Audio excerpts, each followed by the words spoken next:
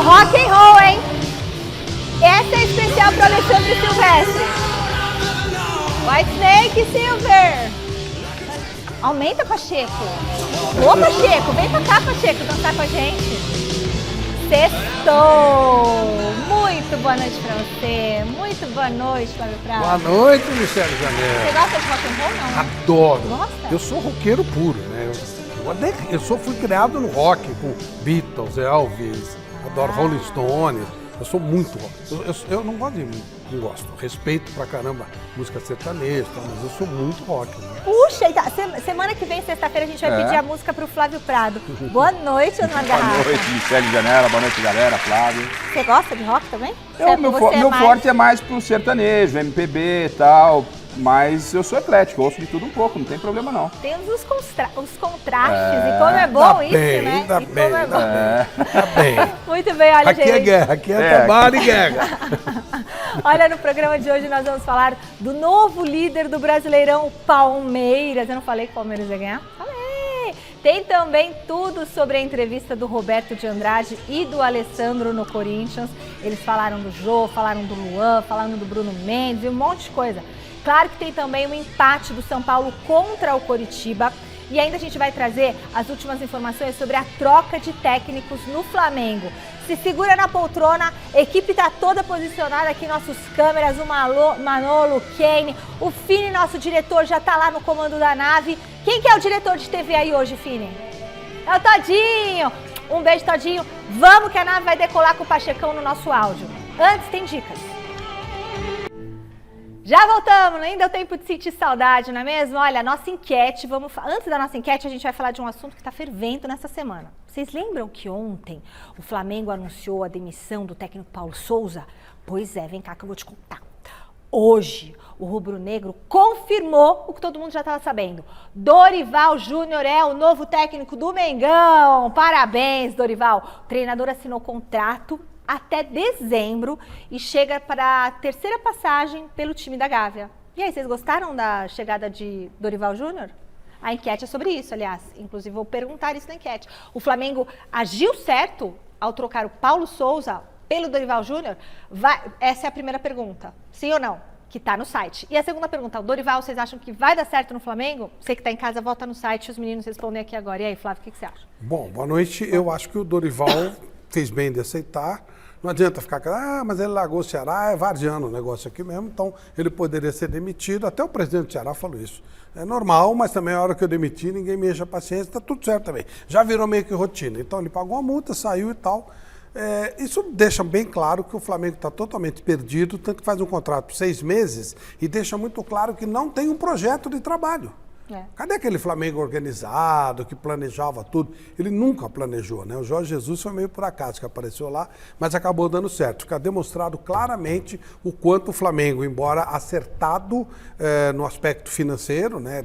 Deixou de ser um time devedor para ser um time com dinheiro, no futebol é uma bagunça, uma esculhambação e traz um técnico que tem bom nível, que é legal, que vai fazer o trabalho dele. Mas assim, sem grandes ilusões, porque não se quer um projeto a longo prazo. O que você acha, Garrafa? Então, Michele, eu entendo que é muito mais fácil, muito mais provável que dê certo com o Dorival do que com o português. O português não tinha nenhum conhecimento do futebol brasileiro, aliás, os caras que chegam para cá demonstram essa falta de conhecimento, pelo menos eles não procuram se informar como é aqui, porque volta e meia eles reclamam de tanta coisa que já é sabida e conhecida. Então o português chegou aqui, já inventou que queria colocar um telão. Como é que você vai ser técnico do Flamengo treinando de manhã no Rio de Janeiro, velho? Esquece. Adianta, não vira. Então ele já chegou com os jogadores não gostando muito, torcendo o nariz para ele. Não existia nenhum clima, concordo com tudo que disse o Flávio, em termos da saída do Dorival do Ceará vindo para o Flamengo, do futebol, porque ele fala, não, vou ficar no Ceará, daqui 3 jogos, perde 3, os caras mandam ele embora. Então foi para o Flamengo, que briga por coisas grandes, tem uma camisa grande, o Dorival tem capacidade, com o bom elenco que tem, de fazer um bom trabalho, não é? Mas a gente fica sem saber que rumo quer o Flamengo. O que quer o Flamengo? Quer uma equipe que está brigando já na parte alta do Campeonato Brasileiro e não está lá, não. E o Dorival tem capacidade sim para fazer um bom trabalho. Lamento dar só 6 meses para o Dorival. E só para finalizar, está acabando a modinha, porque não é todo dia que você vai trazer um técnico vindo de Portugal que vai fazer sucesso, como o Abel está fazendo, como o Jesus. Então o Dorival tem muito mais chance de acertar no Flamengo do que o português, que estava lá na seleção da Polônia e não sabia absolutamente nada do futebol brasileiro. Já não deu certo o Gesualdo no Santos, aí o Paulo Souza Sim. Tem mais aí um... Mas Sampaoli, que o Flávio tanto sempre falou. O Ricardo. Sampaoli ganhou o quê? Não ganhou nada. São Paulo foi bom. São Paulo foi um bom projeto, foi legal. O Ramírez também lá, o que veio pro Internacional, como é que é? Do Del Valle. Miguel Ramírez, né? Que foi badalado, procurado. Ele disse não ao Palmeiras, o Miguel Ramírez. Aí ele veio pro Internacional, deixou o Inter numa draga, danada, foi pro futebol norte-americano e foi mandado embora lá também. Então. Né? Então... Bom, o São Paulo deixou escapar mais uma chance de vencer fora de casa ontem. O tricolor saiu na frente do Coritiba, mas cedeu o empate. Vamos conferir. Pela 10ª rodada do Brasileirão, o Coritiba recebeu o São Paulo no estádio Couto Pereira. E se tem jogo do São Paulo, toca no Caleri que é gol. O argentino recebeu o cruzamento na medida e abriu o placar para o tricolor. Foi o 9º gol do matador São Paulino no campeonato, artilheiro máximo do Brasileirão. O tricolor foi um visitante indigesto ao longo do primeiro tempo e enfileirou oportunidades esbarrando na falta de pontaria e no goleiro Muralha. Na segunda etapa, o tricolor oscilou e viu o Coxa crescer na partida, chegando ao empate com Aleph Manga aproveitando bola rebatida na área, 1-1.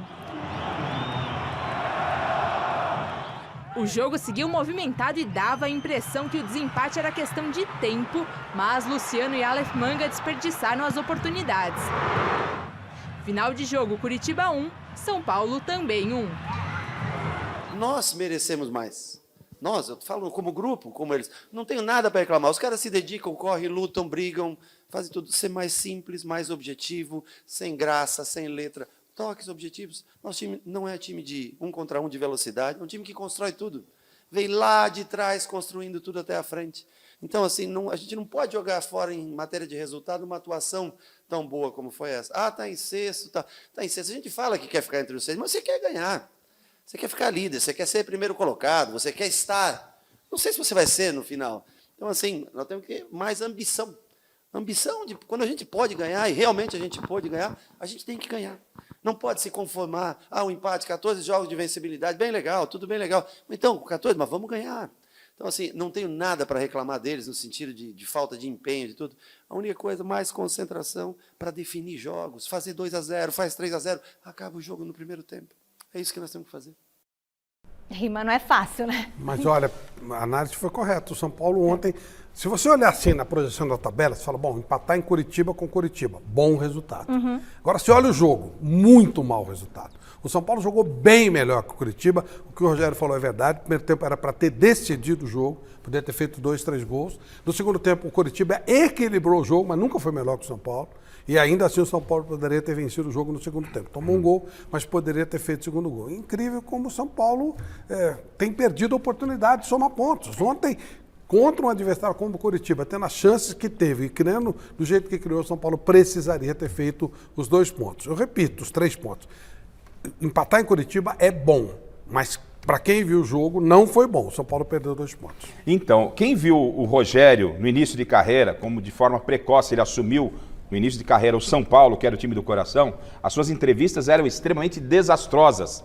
O Rogério se apegava a números, ia para o embate com a imprensa. E claro, tudo na vida a gente vai amadurecendo, né? Ainda mais o Rogério inteligente que é. Que entrevista legal, o Rogério está sendo extremamente verdadeiro e sincero, transparente na entrevista. Quando ele desenha o que é o São Paulo. O Flávio desenhou bem o que foi o jogo. O São Paulo podia ter feito 2, 3 liquidado no primeiro tempo, o próprio Rogério falou isso. Mas o Rogério, ele sintetiza o que está faltando para esses jogadores entender que jogam no São Paulo Futebol Clube, que é um time grande, que mesmo numa leitura você entende que pode estar ali na 6ª colocação, até que está legal. Não está legal, porque o Rogério é um vencedor. O Rogério é um dos maiores ídolos da história do São Paulo. Então a boleirada tem que se apegar nessa vontade, nesse tesão que tem o Rogério, porque se juntar isso com essa construção de jogada que está acontecendo, com esse desempenho, até a coisa pode melhorar. E o nível no Campeonato Brasileiro está muito baixo.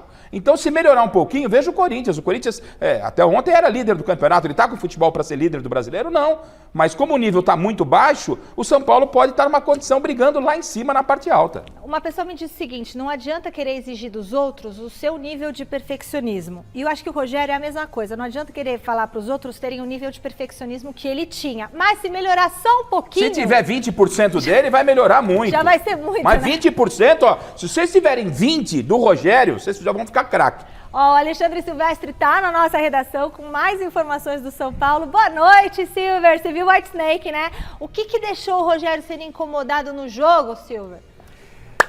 Michele Janela, boa noite pra você, querido. Um beijo, Flávio, Garrafa, amigos, amigas, inimigos e simpatizantes. O Rogério Ceni, além de analisar o jogo, como a gente já viu aí no Gazeta Esportiva, deu uma minimizada nas críticas que saíram da boca de Caleri, o artilheiro do Tricolor e do Campeonato Brasileiro. Ao deixar o gramado, Caleri falou que time que quer ganhar jogo não pode tomar gol todo jogo. E o São Paulo tem tomado gol em todas as partidas, exceto na estreia do time no Campeonato Brasileiro. Invencibilidade de 14 partidas, só que são 8 empates dentro desses 14 jogos sem perder. E o time continua sem conquistar pontos importantes fora de casa. Deixou 2. Ganhou 1 lá em Curitiba, mas deixou 2 no entendimento do Rogério Ceni, que pelo jeito achou o problema, Michele.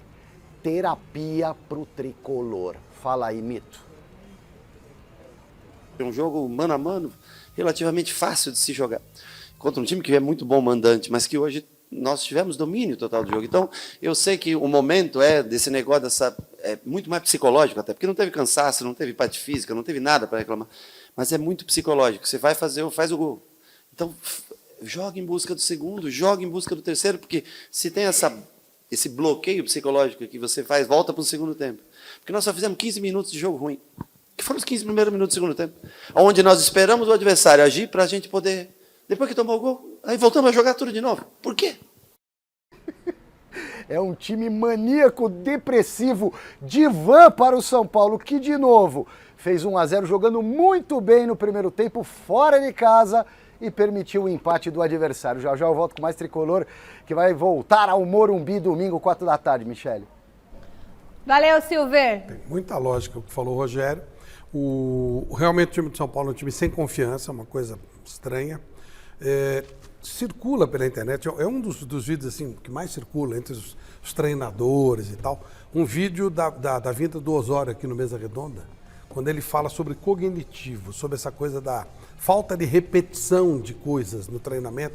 Esse vídeo está rolando por todo lugar, a gente viu, eu fiquei muito orgulhoso, né, do nosso Mesa Redonda, está rolando por aí. E o Rogério, ele virou treinador por causa do Osório. Ele queria ser presidente do São Paulo, lembram disso? Sim. Ele era presidente. Depois que ele trabalhou com o Osório, ele resolveu ser treinador. E ele fala uma coisa que o Osório falava muito. É falta de confiança, falta de pegada. Aquele medo de ganhar, que o Rogério não tinha. Pra você ganhar, você precisa arriscar, você precisa correr riscos. E os caras têm um medo tremendo disso. Complicado, tem que resolver isso aí. Não é fácil, mas tem que resolver. Precisa contratar um coach também, né? E você, até pelo que disse o Silvestre, que o Caleri acabou comentando na coletiva, ele está coberto de razão. O Caleri é um dos caras que enxerga o futebol como o Rogério. Pode não ser um brilhante jogador tecnicamente, mas é um cara que faz gols, é um cara que é útil ao time que joga, principalmente nessa sua passagem pelo São Paulo, toda vez que vestiu a camisa do São Paulo. Por quê? Porque ele vive intensamente o jogo. Ele entende que tem que ganhar sempre. Vai brigar para ganhar sempre. Nem sempre se ganha, mas você briga para ganhar sempre. E o Caleri, toda vez que coloca a camisa do São Paulo, você assistiu um jogo do São Paulo, sem comprometimento com torcida, veja o Caleri jogar. Ele se entrega para o jogo. Ele quer ganhar, às vezes comete um erro, comete 2, 3, mas ele está brigando, e é isso que ele quer dos companheiros, e é isso que falta a muitos jogadores, não só do São Paulo não, viu, Michele? Muito bem. Hoje teve entrevista dos principais dirigentes do departamento de futebol do Corinthians, e é claro que o Thiago Salazar estava lá. Boa noite, Salazar. Vamos começar a conversa falando sobre o Jô, é isso?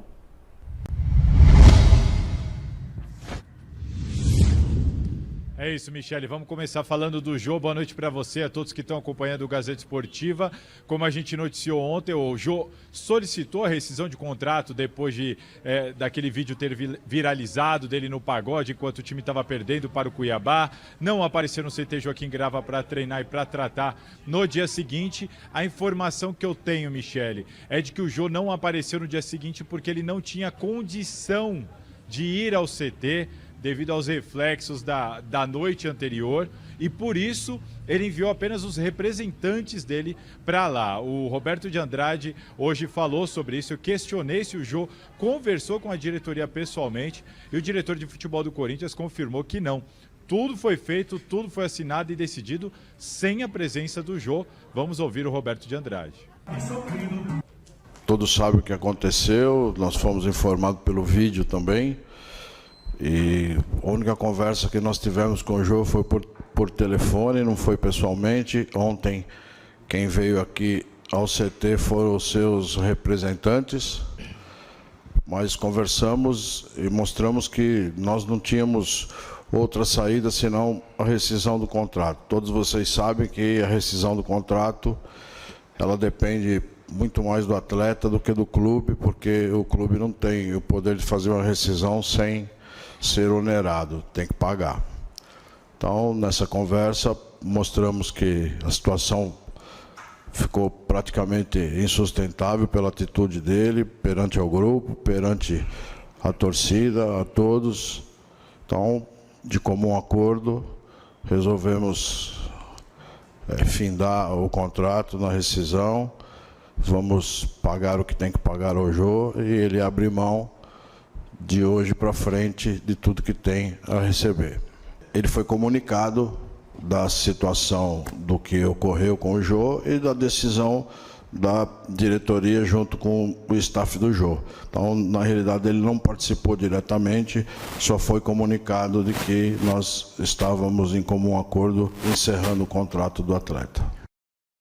Quem só foi comunicado, como disse aí o Roberto de Andrade, é o Vitor Pereira. O Roberto de Andrade foi questionado se o Vitor Pereira interferiu nessa decisão e, segundo o diretor de futebol do Corinthians, não. O Vitor Pereira foi apenas comunicado de que o contrato já havia sido rescindido. O Corinthians, então, paga o que tem de dívida do passado relacionado ao Jô. Isso dá cerca de R$200 mil por mês até o final de 2023, que é uma dívida de 2017 e de luvas referente à contratação dele nessa última passagem. O salário do Jô desta última passagem, aí sim, com o contrato rescindido, o Corinthians se livrou desse valor, Michele.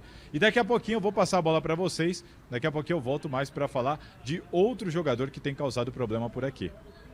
Gente, eu acho tão estranho isso de não ter um diálogo do Jô, que trabalhou lá há tanto tempo, não sentar, não conversar, manda alguém, fica aquele disse-me-disse. Por que não senta, não conversa? Aí, de fora, tá? O João vai dar uma entrevista, a gente vai mostrar, inclusive, no Mesa Redonda, no domingo. Me parece que ele ficou com o saco cheio dessa busca, dessa perseguição, que ele fica o tempo inteiro em rede social, sendo caçado por torcedor e tal. E meio que falou, quer saber, larga, chega, deu pra mim, e não sei se ele parou de jogar futebol, não sei o que ele vai fazer. Eu jamais abriria a mão de 14 milhões de reais, nem que, sabe, tá rico, tá não sei o quê, e Deus queira que esteja, né? Ele abriu mão de quase 15 milhões de reais. Eu tinha um contrato assinado com o clube. E aí o caso de perguntar, né, se ele tinha contrato até o final de 2023, o contrato dele era de quase R$1 milhão por mês. Quem assina um contrato desses, não dá para você ter consideração. Em sã consciência. Então quer dizer, o Corinthians colocou isso no risco. Os clubes perdem tanto dinheiro com tanta coisa. Tomara, Deus queira que o jogo esteja realmente resolvido, que isso não pese. Eu não teria aberto mão de nada. Claro, ele que provocou a situação, tá punido, fica lá. Eu paga uma multa, sei lá, faltou do treino. Enfim, cada um é cada um, e respeito ao Jô e a decisão dele, até porque eu não sei detalhes disso. Eu só digo o seguinte, eu jamais abriria mão de valores enormes com clube nenhum. Foi a decisão do Jô, né? Então, nem foi do Corinthians, né? Sim. Então, eu lamento pelo Jô e lamento pelo Corinthians. Também. Era o melhor momento do Jô desde que ele voltou ao clube. Ele, dentro do elenco do Corinthians hoje, talvez não tenha um jogador tão importante, você pode pegar o Fagner, o Cássio, mas principalmente o homem de frente, o homem definidor, não tem um jogador tão importante que estava dando em troca como o Jô. Poucos gols e tal, mas toda vez que o Jô estava em campo, você via o time oferecendo alguma coisa.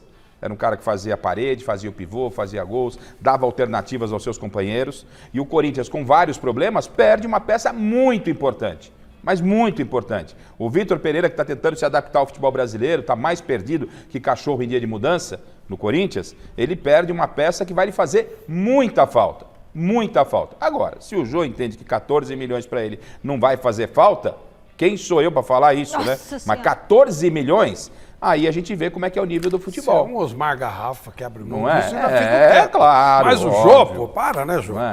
Você tá aí, Fini? Meu ponto pifou. Fini, você Abriu tá aí? mão de 15 Você milhões. abriria a mão, O Fini, nosso de 14 diretor abriu milhões? mão de 15 milhões. Ele voltou a funcionar.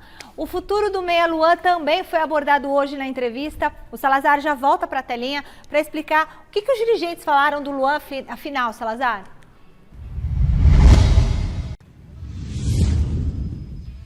Michele, nós trouxemos à tona no Gazeta Esportiva com exclusividade a situação do Luan, de que não tinha lesão nenhuma, não tem lesão nenhuma. Isso estava gerando um incômodo dentro do Corinthians. No dia seguinte, o presidente Duílio Monteiro Alves, pela primeira vez, falou até sobre uma eventual saída do Luan, admitiu esse desconforto. E o que a gente percebeu hoje na coletiva é que aquelas declarações ponderadas, né, cautelosas sobre a situação do Luan, elas estão de fato acabando. Hoje questionei o Roberto de Andrade sobre o Luan e ele foi muito claro de que a situação está incomodando, está irritando e o Corinthians quer se livrar do Luan. Vamos ouvir o diretor de futebol do Corinthians.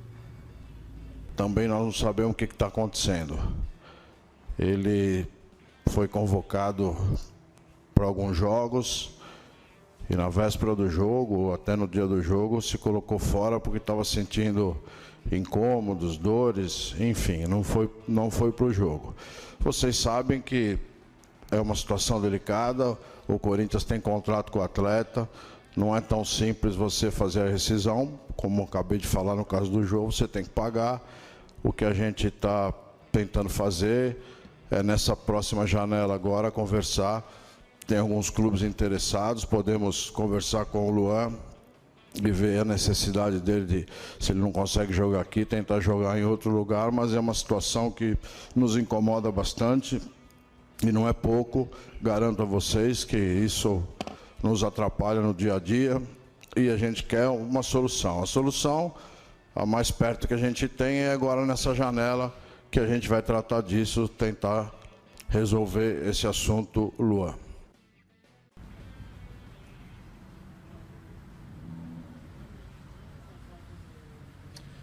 Bom, resolver esse assunto do Luan, como disse aí o Roberto de Andrade, é encontrar um clube para ele. Na última janela de transferências, apareceu o Bahia e o Luan disse que não queria jogar a Série B. Acabou ficando. O clube, então, procura outra equipe em qualquer lugar do mundo. Os empresários do jogador também estão atrás de alguma outra equipe. Tem o problema da barreira salarial. O Luan ganha muito bem, ganha cerca de 700 mil por mês e tem que encontrar quem queira pagar isso, ou pelo menos uma parte disso, nem que seja para ficar com o Luan por empréstimo. Se continuar por aqui, se resolver não sair, continuar recebendo seu salário, até o final do contrato, de agora até o final do contrato, o Corinthians ainda tem pouquinho mais de 14 milhões de reais para pagar para o Luan. Vamos ver se ele vai querer ficar nessa condição ou se não vai querer ficar nessa condição. E só um pitaco aí, só uma informação a mais sobre a questão do Jô. O Flávio falou sobre um contrato de 1 milhão. A informação que eu tenho com o contrato atual do Jô era de 700 mil reais, sendo que 200 relacionados a dívidas anteriores e as luvas, e o resto sim, é disso que o Jô abriu mão. Então dá um pouquinho menos do que esse valor todo aí de 14 milhões. Tá certo? Daqui a pouquinho eu volto porque tem informação importante sobre Bruno Mendes e sobre o time, que afinal vai jogar nesse sábado, amanhã, aqui na Arena contra o Juventude. Acho estranho quando chega o Roberto de Andrade e fala, não sei o que está acontecendo. Se ele não sabe, imagina a gente, então. Ele tem que saber. E de novo, né? Uma grana muito alta. Quando você separa os valores. É absurdo, aí, né? Salazar falou um pouquinho menos de... um pouquinho menos de 14. Um pouquinho menos de 700 mil é mais 13.900, tá bom. Mais 14 por Olha os contratos que os caras fazem. Isso. Olha os contratos que os caras fazem.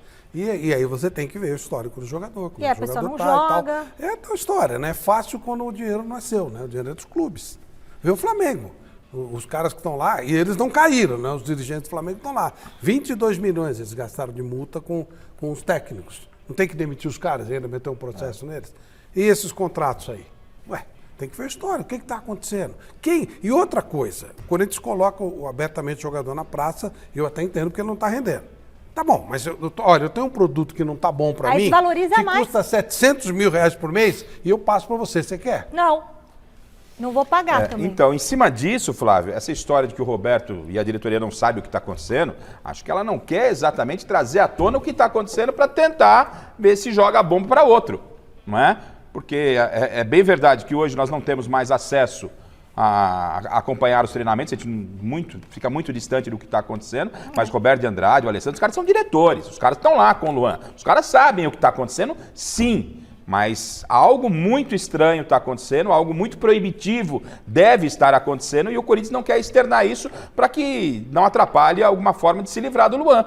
Porque você todo mês pagar 700 é a mesma coisa, você ficar gastando água à toa. Você deixa o chuveiro ligado na sua casa. Porque nós vamos falar da nossa realidade, que é chuveiro, conta de luz, água, né? Que começa a falar de 700 pau, os caras não têm noção. Então vamos falar de chuveiro. Mas não tá tem, a gente não tem essa noção mesmo. O cara deixar o chuveiro aberto, eu vou tomar o banheiro, mas não fecha o chuveiro. Eu posso te dar o meu exemplo de casa? A pia tá pingando. Sabe aquele corinho? Sim. E aí... E a conta d'água tá cara. É claro. E aí o Samir só pode ir lá em casa arrumar a pia, porque essa pia vai ter que trocar a torneira. Então aí eu falei assim, gente, é o seguinte, bota a leiteira lá, vamos usar essa água. Vai enchendo e vamos usando essa água. Porque fica pingando. É que você paga a conta, né? É a nossa. No caso do clube, 700 pau. E outra coisa, se você tiver uma pessoa, estamos falando de um ser humano, e essa pessoa está com algum problema, e você é o responsável pelo trabalho dessa pessoa, a primeira obrigação é cuidar da pessoa. Correto. Estamos falando de um ser humano. Um jogador de futebol, não sei se o pessoal sabe, é um ser humano. Também, né? O Flávio captou minha mensagem. Chegou a hora de falar do líder do Campeonato Brasileiro. E agora o Chico Lang, como é que será que tá, hein? Vamos ver como foi a vitória do Palmeiras contra o Botafogo? Põe na tela, diretor. Parecia que só tinha um time em campo nos primeiros 45 minutos do jogo entre Palmeiras e Botafogo no Allianz Parque. O Verdão ativou o modo rolo compressor e precisou de apenas metade da partida para garantir os 3 pontos.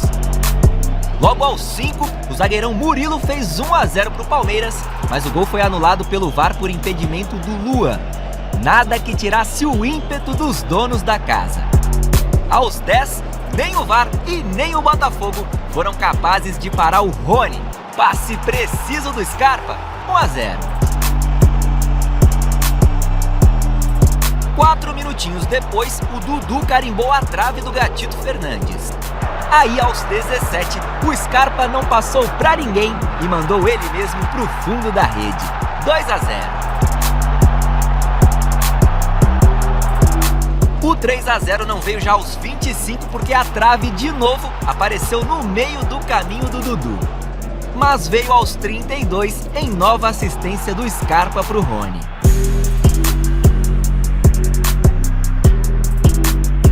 E ó que o Rony tava louquinho pra fazer o terceiro dele no Allianz. Com certeza é a primeira vez que eu iria fazer 3 gols, né? E é lógico que eu tava com um pensamento positivo para querer fazer, né, o terceiro gol, mas infelizmente não veio. Mas o mais importante para mim é a vitória, de ter ajudado a equipe a vencer. Só que quem acabou ali fazendo o quarto do Palmeiras foi o Wesley depois do intervalo. Golaço, aço! 4-0 Verdão, placar final. Pode ter certeza que o Palmeiras hoje, acho que disparadamente a gente joga o melhor futebol do Brasil. Agora é continuar trabalhando, aproveitar esses dias que a gente tem para poder treinar o mais forte possível para poder manter esse nível até o final da temporada, se Deus quiser.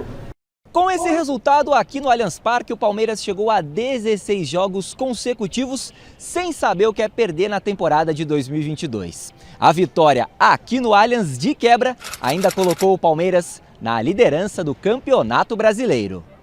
Há muitos candidatos ao título no Brasil e só um é que vai ganhar.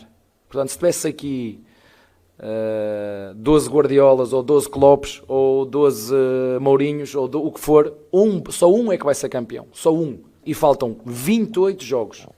Passou 10, faltam 28. É muito ponto pela frente. Muito ponto. E aí? Primeiro tempo do Palmeiras foi um negócio avassalador. 3-0, passou por cima. Aí depois tirou o pé, naturalmente. Eu não gosto, eu gosto que meta logo 8, 10, seja lá. Se puder ganhar de monte, ganha de monte, porque não é toda hora que dá. Mas entendo também que os caras, né, não conseguem nem treinar e tal. Então o Palmeiras dá uma maneirada e o Wesley, que tá com apetite, entrou e fez esse golaço. 4-0, baratíssimo pro Botafogo. Era pra ser... O Palmeiras deitou ontem, fez uma partida, uma das mais bonitas partidas do Palmeiras nos últimos tempos. Foi uma grande vitória bonita contra um time que está tentando se reestruturar, mas ontem não viu a cor da bola. Então, e não é um dos piores times do campeonato, o Botafogo não. O Botafogo está fazendo um trabalho muito digno.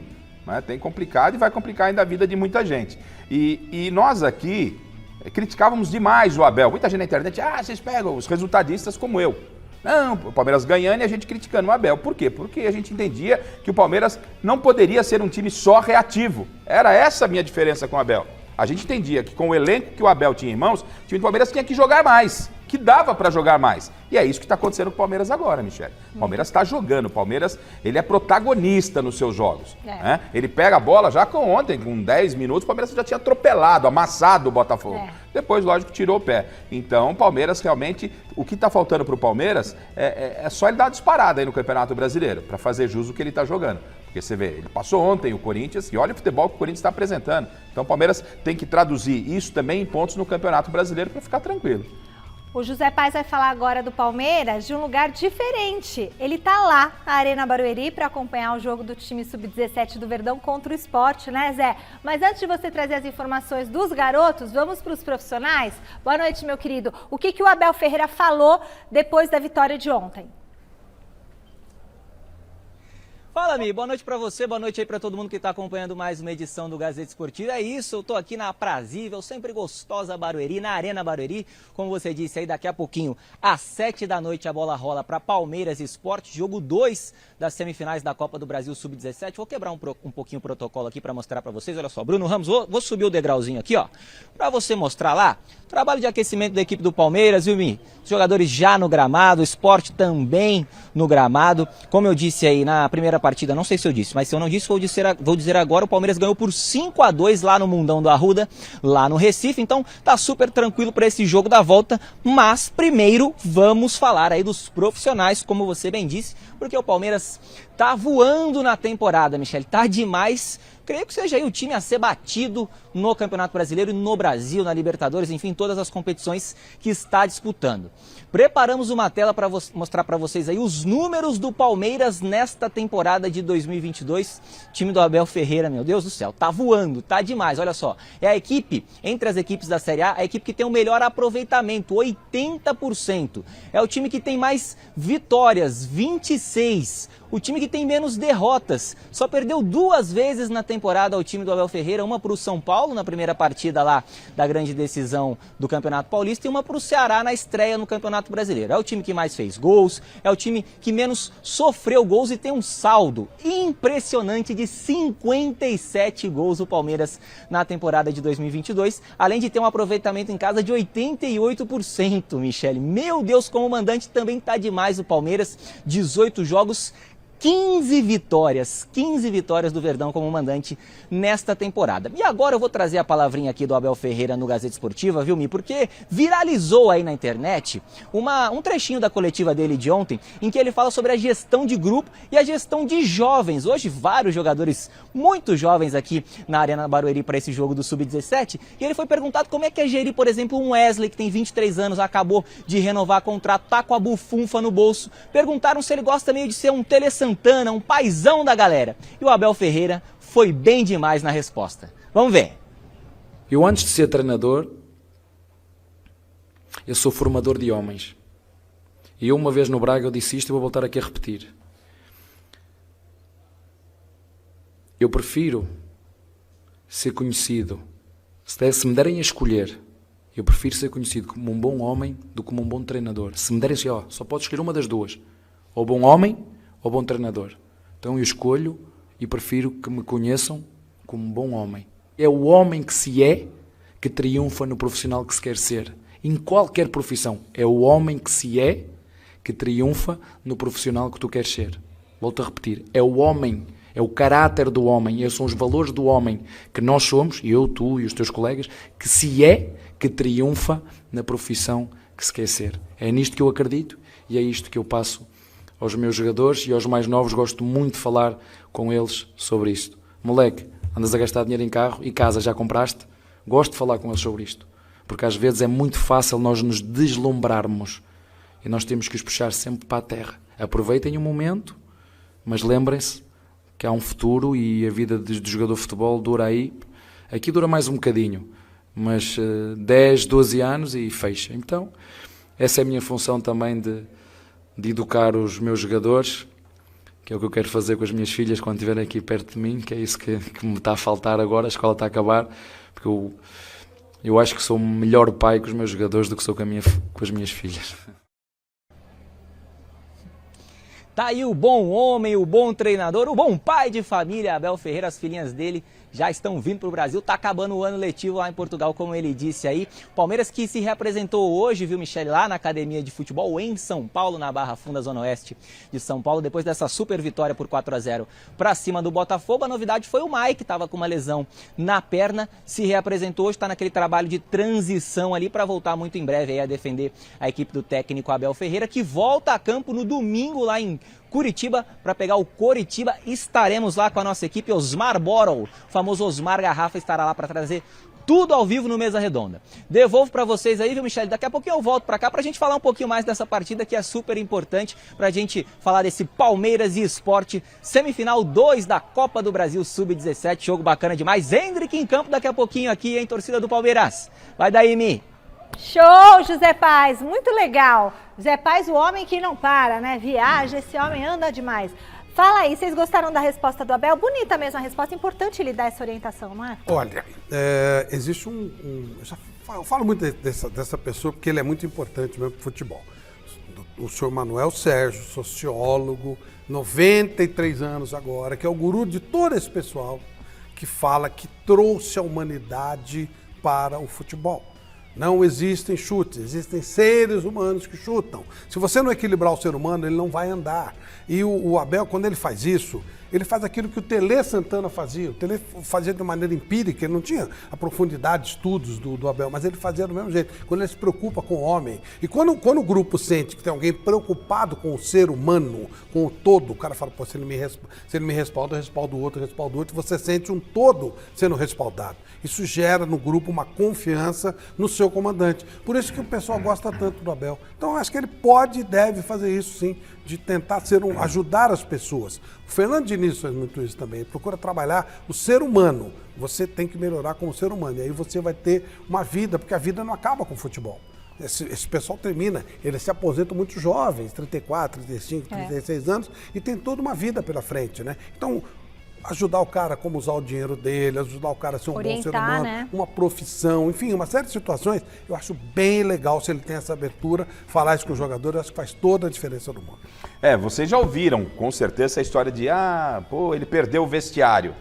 E é verdade. Né? O que é o vestiário? O vestiário não é só bola, não é só tecnicamente, isso é muito importante. O técnico, o líder do vestiário, ele tem que estar atento a tudo o que acontece ao seu grupo. Ganhar a confiança do grupo. Como? Fazendo dessa forma, gerenciando esse grupo, mostrando o caminho, né? A garotada subindo. Imagina, o garoto sai lá para ganhar 300, 400 mil reais às vezes. É uma coisa muito maluca. Pior que isso mesmo. Não é? Então muda globalmente a vida de qualquer um. Não é só de um jogador que, às vezes, mais humilde, que pode ter vindo aí de uma situação financeira muito inferior. Que é 98% do grupo. Como é do nosso grupo então, também aqui. Saímos o técnico que pensa dessa forma, o profissional, tem que pensar dessa forma dentro de um vestiário.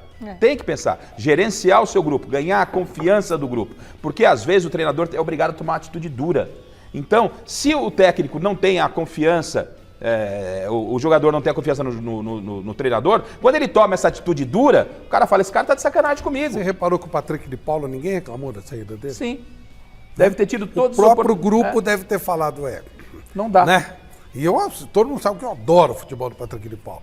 Mas você vê como é que são as coisas? Ninguém falou nada. Ou seja, entenderam exatamente todo o processo que estava acontecendo porque o Patrick de Paula saiu, coisa que, aliás, eu não sei porquê, mas não deve ter sido alguma coisa assim, aconteceu, porque a bola dele era para jogar, claro. Novo contato com o Silver da nossa redação. Silver, conta pra gente, aí no seu relógio, como que tá a preparação do São Paulo para o jogo de domingo contra o América Mineiro? Então, Michele, o Rogério já está bolando o plano, até mencionou que ainda não sabe se vai jogar com linha de 3, com linha de 4, ele tem atuado com linha de 3, mas vai depender muito também do Arboleda, que está com a seleção do Equador, desfalcou São Paulo em 2 jogos, o Equador joga nos Estados Unidos sábado, aí vai precisar ver se o Arboleda estará em campo, se ele vai conseguir retornar a tempo. Se não der, o Miranda deve continuar no time. O Rogério gostou das últimas atuações do Miranda. O Colorado, que vinha sendo também desfalque por lesão, treinou normalmente hoje. Esse aí pode ficar à disposição, isso é uma novidade para compor o elenco, e aí vai depender também das escolhas do Rogério Ceni, sistema de jogo, quem que ele vai colocar ali nas peças principais de linha. E, além de tudo isso, o São Paulo vai ter o retorno ao Morumbi, né? Se fora de casa o Tricolor tem a dificuldade, no Morumbi o São Paulo é um dos melhores mandantes do Campeonato Brasileiro. O jogo é domingo contra o América Mineiro às 4 da tarde. O São Paulo é o 6º colocado. E o Igor Gomes, que estava suspenso, voltou ontem, tomou o 3º cartão amarelo. Estava suspenso por conta de uma expulsão. Tomou o 3º cartão amarelo, será novamente desfalque do Rogério Ceni. Igor Gomes, que vai a julgamento na próxima semana por aquela expulsão e pode pegar até meia dúzia de partidas de gancho. É isso aí, Michele. Boa, Silvestre. Diga, Flávio Prado. O São Paulo tem todas as condições de ganhar do América. Não será fácil. O América está fazendo uma boa campanha com o Wagner Mancini. Mas em casa o São Paulo tem mostrado mais pegada, né? Mais firmeza. Fora de casa, embora jogando bem ontem, ele não conseguiu ganhar. Vamos ver, é favorito o São Paulo, fechou contra o América, mas de novo, né? É um time que é irregular. E a boa notícia é que o São Paulo fechou a compra do Caleri mesmo. Tá bonitinho, só falta assinar, mas tá tudo certo. Já fechadinho, 3 milhões de dólares, 1 milhão em 2023, 1 milhão em 2024, 1 milhão em 2025. Uma boa notícia pro cara que tá fazendo gol no time, né? E um negócio muito bom da forma que foi feito, né? 3 milhões pelo Caleri, no futebol onde a gente tem escassez de cara que faz gols, ele tem feito dólares, gols, né? 3 milhões de dólares e milhões parcelado em 3 anos. Não, eu acho que é legal. Tá. A gente tá falando sobrando aí, dinheiro no São Paulo, mas é uma contratação que não dá para você. Não tinha como deixar escapar, não. E o São Paulo tem que tentar ter uma regularidade, coisa que não está tendo no campeonato. É verdade, como disse o Flávio, que em casa as coisas têm acontecido de uma melhor forma. Nem sempre acontecido, mas tem acontecido. E para quem não está conseguindo sucesso fora de casa, para não ficar muito longe dos líderes, não pode nem pensar em não vencer essa partida. Muito bem, a Denise Campos de Toledo, do Jornal da Gazeta, já está aqui nos nossos estúdios. Ela é palmeirense, o marido dela, o Carone, também é palmeirense. Não é palmeirense, Denise? Ela é São Paulina. Mas você é São Paulina, Dê? Ela é. Ela é São Paulina. O marido é que é palmeirense. Por isso que ela estava prestando atenção no São Paulo. Mas o Carone é palmeirense. Palmeirense chato. E aí, Zé Paz, você volta para trazer as informações do marido da Denise sobre esse Palmeiras Sub-17, que daqui a pouquinho vai enfrentar o Sport pela Copa do Brasil, né? O Verdão já tem uma boa vantagem aí no confronto, Zé? Então, vamos lá, para o maridão da Denise, para todo mundo aí que está acompanhando o Gazeta Esportiva, todos os palmeirenses, bora falar então desse jogo que acontece daqui a pouquinho aqui às 7 da noite na Arena Barueri. O Palmeiras tem uma ótima vantagem para cima do Sport, como eu disse na minha primeira entrada. Ganhou por 5-2 o jogo de ida lá no Recife, lá no Mundão do Arruda. O Endrick fez 2 gols, tá demais o moleque nessa temporada, melhor jogador da Copa São Paulo, enfim, tá deitando e rolando, tem só 15 aninhos, fez 2 gols lá no jogo da ida e tá ajudando o Palmeiras aí a se classificar para essa final. Quem se classificar aqui vai pegar o Vasco na grande decisão. O Vasco que passou pelo Bahia, ganhou ontem por 3-0, já tinha ganhado o primeiro jogo por 2-0. Então quem passar aqui pega o Vasco da Gama na grande final. A gente vai mostrar hoje aqui, viu, Michele, a nossa matéria que a gente vai gravar, vai mostrar no Gazeta Esportiva da próxima segunda-feira, os passos justamente do Endrick na partida de hoje. Vamos trazer um raio-x detalhado do camisa 9, da grande esperança aí para o futuro do Palmeiras. Vamos ficar com a câmera ali ligadinha em cima do Endrick para mostrar tudo desse baita jogador, desse baita fenômeno do futebol brasileiro. Como o Palmeiras ganhou o primeiro jogo por 5-2, pode até perder por 2 gols de diferença hoje aqui na Arena Barueri, que mesmo assim se classifica para a grande decisão. Caso perca por 3 gols de diferença, aí teremos pênaltis, porque não temos o tal do gol qualificado na Copa do Brasil Sub-17. E o Palmeiras no Sub-17 vem empilhando goleadas, viu, Michele? Na primeira fase ganhou do Saint-Germain, lá de Rondônia, por 10-1, depois nas oitavas, no placar agregado contra o Remo, 11-1, depois nas quartas, no agregado contra o Atlético Mineiro, poderoso Galo, 8-1, então só goleada no primeiro jogo da semifinal, 5-2. Então essa final aí, se o Palmeiras for, tem tudo para ir contra o Vasco, que é uma outra grande equipe, tem tudo para ser uma grande partida, e a gente vai trazer tudo sobre esse jogo de hoje aqui, segunda-feira que vem, no Gazeta Esportiva. Repito, todos os passos do Endrick. O Endrick, que está no Palmeiras desde o Sub-13 e já tem 78 gols com a camisa do Palmeiras em 107 partidas. Um monstro de jogador, vem deitando, como eu venho comentando aqui com vocês nessa minha entrada, tá jogando demais e a gente vai acompanhar todos os passos do menino, que pode ser o futuro camisa 9 da nossa seleção brasileira. Mi, volto contigo, beijão pra todo mundo aí. Beijão, Zé. Bom trabalho pra você. E aí, Flávio, dá gosto ver ele jogar. Dá. Eu tava comentando aqui, quando aparece um jogador assim, eu fico, nossa, a gente torce tanto, né? Esse é o tipo do garoto que atrai consumidor pro nosso esporte, que é o nosso futebol. Pô, quem não quer ver um moleque desse? É uma atração, né?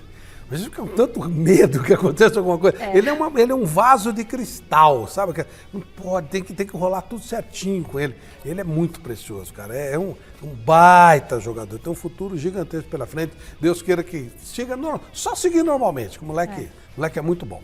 E o que a gente percebe no dia a dia, né, mesmo fora dos CTs, como eu e o Silvestre ali, eu cobrindo o São Paulo e o Silvestre do Palmeiras, a gente fica sempre na porta do CT, então a gente tá vendo sempre o Endrick, por volta de 6, 6h30, ele saindo e atravessando para ir para casa, às vezes conversa um pouquinho com a gente, e a gente vê a preocupação dos pais. Os pais estão sempre por perto. Volta e meia, o pai e a mãe estão lá no CT. Ai, que bom. Tem isso que é tá muito mesmo, legal. viu? Essa é a base, então, pelo menos para te tranquilizar um pouquinho mais, e a gente também, que a coisa está caminhando legal com ele nesse termo. Ele tem esse amparo da família, a orientação. Ai, teve um dia que ele estava indo embora sozinho, que me deu um aperto no coração.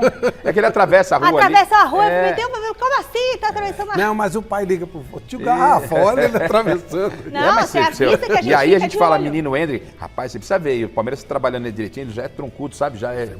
É legal, cara. A gente viu ele naquela reportagem que a gente fez lá atrás, né? Quando ele surgiu. Tem tudo para ser realmente uma grande figura. Infelizmente não deve ficar muito tempo por aqui, para nós, né? Ah, mas tomara que jogue muito e marque muitos gols lá no nosso Verdão. Última entrada do Salazar no Gazeta Esportiva de hoje. Salazar, o Bruno Mendes vai ficar no Inter ou volta pro Corinthians?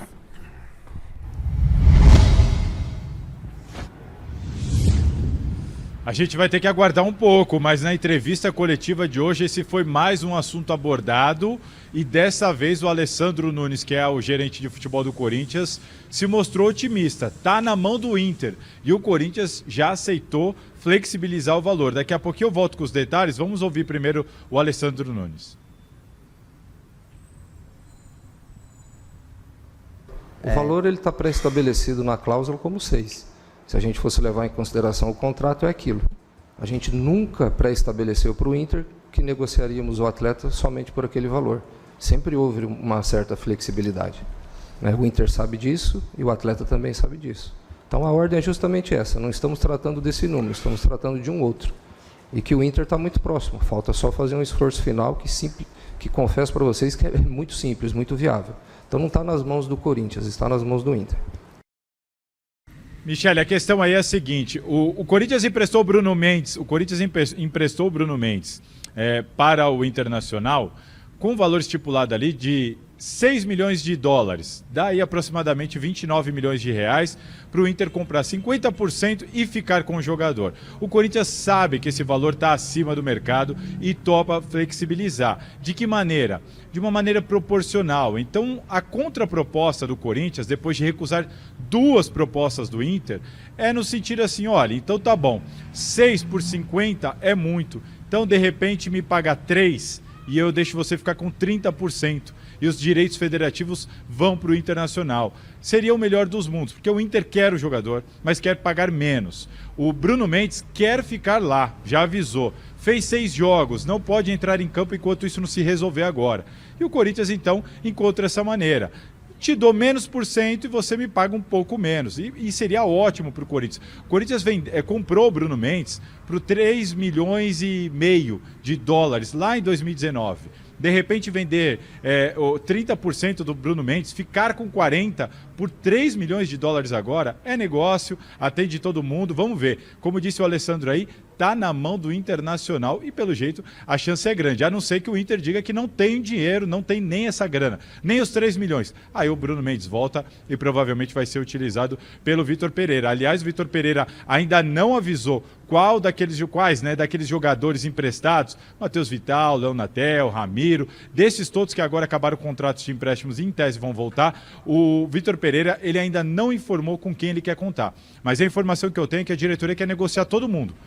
Pelo Corinthians, negocia todo mundo, tenta arrumar time para todo mundo. E agora contra o Juventude, jogo de amanhã, 4h30 da tarde, a novidade é que o Corinthians deve ter o retorno do João Vitor, do Fagner, do Maicon e do William. Todo mundo deve ir a campo para tentar colocar de novo o Corinthians na liderança do Campeonato Brasileiro. E o centroavante? A gente vai ter que esperar. Ou vai ser o Júnior Moraes, ou vai ser o Roger Guedes improvisado. Na coletiva de hoje, o Roberto de Andrade já avisou que o Corinthians vai atrás de um centroavante, vai tentar repor essa saída do jogo, mas tem que esperar a janela abrir. Ou seja, só no mês que vem, e o Corinthians, na Libertadores contra o Boca Juniors, vai jogar sem essa opção nova, sem eventualmente esse novo substituto do jogo. Vai ter que se virar até lá do jeito que está, começando já por esse sábado contra o Juventude. Tá bom, Michele? É isso, vastas informações sobre o dia do Corinthians de hoje, que não foi fácil. Eu me despeço daqui, bom final de semana a todos vocês. Bom final de semana, Salazar. Puxa, a situação do Corinthians já não estava muito fácil. Agora sim, o Jô também, como que vai ficar, hein? Eu gostei dessa história de facilitar pro Inter. O Bruno Mendes quer ficar lá, o jogador e os números que o Salazar passou são importantes. O Corinthians fica com o jogador, né, com o valor do jogador, não precisa pagar o salário do jogador que está sendo útil para o Inter e entra uma grana para o Corinthians. Eu acho que e o Corinthians está bem servido ali no setor do Bruno Mendes. Ele tem boas opções, né? Além do Gil, tem o João Vitor, tem o Raul. Acho que dá para o Corinthians se virar bem por ali. E o Corinthians vai atrás de um atacante, mas tem esse problema, que tipo de atacante você contrata? Se você contrata um grande atacante, só pode jogar depois da janela. Depois da janela, o Corinthians pode estar eliminado de competições importantes, então o Corinthians tem esse impasse também.